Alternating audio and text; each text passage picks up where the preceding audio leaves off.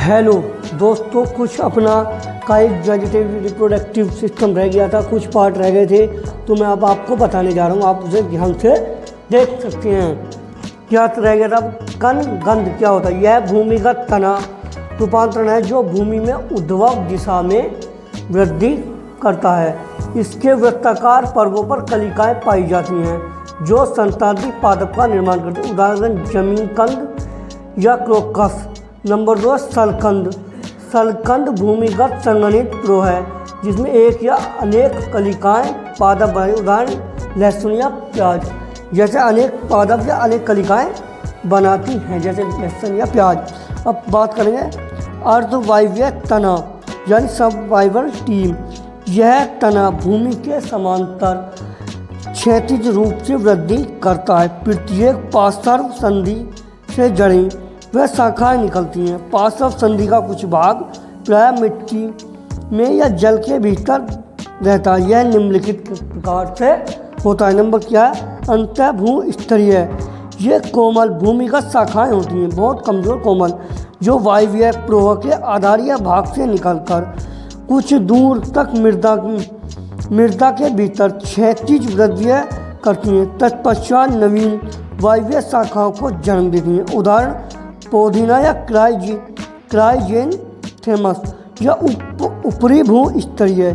ये पतली हरी एवं क्षैतिज शाखाएं होती हैं जो भूमि के ऊपर वृद्धि करती हैं और शिखर के आधार से विकसित होती हैं। ऊपरीगत शिखर के आधार वृद्धि करती हैं।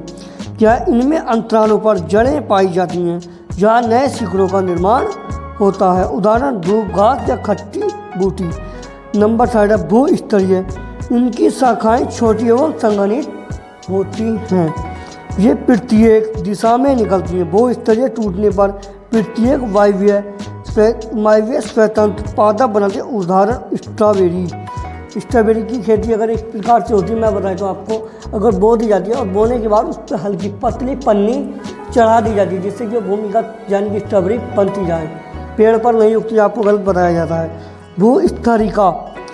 ये जलोभित होते हैं। इनकी पार्श्वविधियों से पत्तियां एक गुच्छा निकलता है तथा नीचे जड़ों का समूह पाया जाता है। टूटकर नए पादप का उदाहरण बनता है। क्या बनता है? जलकुंभी। अब नोट में मैं थोड़ा बताता हूँ आपको क्या क्या है, ये पादप किस प्रकार से काम करते हैं। चलो मैं बताता हूँ, आप देख सकते हैं। क्या नोट में? ठहरे हुए जलाशयों में जलकुंभी या वाटर हाई अथिंद तीव्रता से वृद्धि करता है, जिसका पूरा जलाशय कुछ ही समय से इस पादप से भर जाता है। यह खरपतवार जल में उपस्थित ऑक्सीजन की मात्रा को खत्म करता है। यानी खरपतवार या जल में उपस्थित जो ऑक्सीजन की मात्रा, जैसे मछलियाँ वगैरह ये रहती है, सांस लेती हैं, कि उसकी मात्रा को खत्म कर देता है, जिसके वजह से अन्य पादप जीव जंतु मर जाते हैं, यानी कि मर जाएंगे। इसे बंगाल में सुंदर पुष्पों का कारण उगाया जाता था।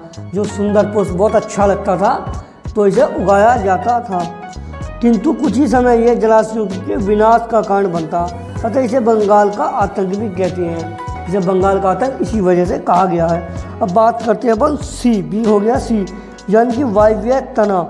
कुछ मरुभिद्दों जैसे नागफनी में मासल पर्णवृद्ध पाए जाते हैं। इस प्रकार के प्रोहर का प्रत्येक खंड एक नए पादप का निर्माण सक्षम होता है। गन्ने के प्रवर्धन इस विधि में किया जाता है। हेतुपूर्वक प्रोखंडी प्रकार प्रयोग किया जाता है। अब बात करेंगे अपन पत्तियों द्वारा। पत्तियों द्वारा कैसे वो होता है, अब बात करेंगे। अनेक पादपों की पत्तियों पर अपस्थानिक कलिकाएं पाई जाती हैं जो कायिक प्रवर्धन में उदाहरण, यानी कि बिंगोनिया। अब बात करेंगे नंबर 4 पर। क्या पत्र कलिकाओं द्वारा यानी बाइबिल। ये बहुकोषीय मासल कलिकाएं रूपांतरित पुष्प कलिकाएं होती हैं जिनके द्वारा कायिक जनन होता है। अवैध में पत्र कलिकाएं पुष्पीय कलिकाओं के रूपांतरण से बनती है। मात्र पादप के पुष्पीय अक्ष पर लगे ही अंकुरित हो जाती हैं।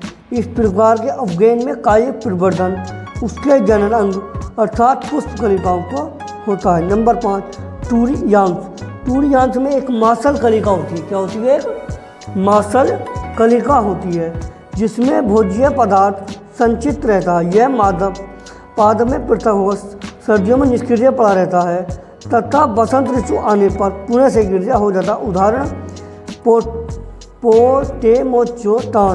पोटेमोजोटान क्या है, कैसे, दोबारा बताएं। टूट एक मांसल कलिका होती है जिसमें भोज्य पदार्थ संचित रहता है। यह मात्र पादप के पृथक होकर सर्दियों में निष्क्रिय पड़ा रहता है। बसंत ऋतु आने पर सक्रिय होकर नए पादप का निर्माण यानी कि पोटेमोजेटॉन होता है। अब बात करेंगे कृत्रिम जनन, कायिक जनन। पहले पढ़ा था अपन ने वेजिटेटिव रिप्रोडक्शन, अब पढ़ेंगे आर्टिफिशियल वेजिटेटिव रिप्रोडक्शन। क्या है? मानव द्वारा पादपों के कायिक परिवर्तन हेतु अनेक कृत्रिम विधियों का उपयोग किया जाता है। कायिक परिवर्तन, कुछ प्रवृत्तियाँ निम्नलिखित है। नंबर 1 क्या है? कलम लगाना। कलम कैसे लगाते हैं? पादपों के कुछ भाग अनुकूल परिस्थितियों में नए पादपों को विकसित होने के लिए सक्षम होते हैं। इन्हें कलम या कर्तक कहते हैं। निम्न प्रकार से। नंबर 1 मूल कलम। ये मूल के लंबे टुकड़े होते हैं। मूल के लंबे टुकड़े होते हैं जिनका प्रयोग पादप में कृत्रिम रूप से प्रवर्धक हेतु किया जाता है। उदाहरण नींबू और संतरा, यानी टुकड़े होते हैं। अगर नींबू या संतरे की टहनी अगर लगाई जाए तो वो नया प्रकार का पौधा बन जाता है। नंबर 2 प्रोहर कलम। यह कृत्रिम कायिक प्रवर्धन की सबसे सामान्य विधि है। इस विधि में एक स्वस्थ परिपक्व पादप के 20 से 30 सेंटीमीटर लंबे टुकड़े का प्रयोग किया जाता है।